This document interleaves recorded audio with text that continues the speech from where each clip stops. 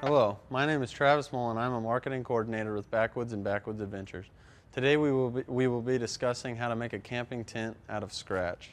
First, you need to buy the essentials. You've got tarps, stakes, a good pair of trekking poles. You can rely on sticks, but you can't always guarantee they're going to be there, and paracord and or cordage. You need some sort of rope to tie all the corners down.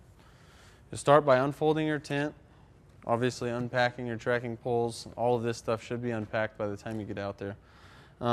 With your tarp unfolded, you'll tie a piece of paracord and or cordage to every corner.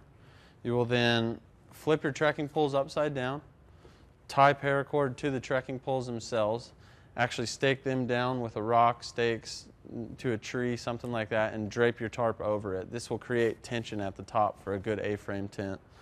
With all the corners tied down, you'll attach them to the stakes and or rocks, pull all of the corners out, and you've got a solid A-frame tent.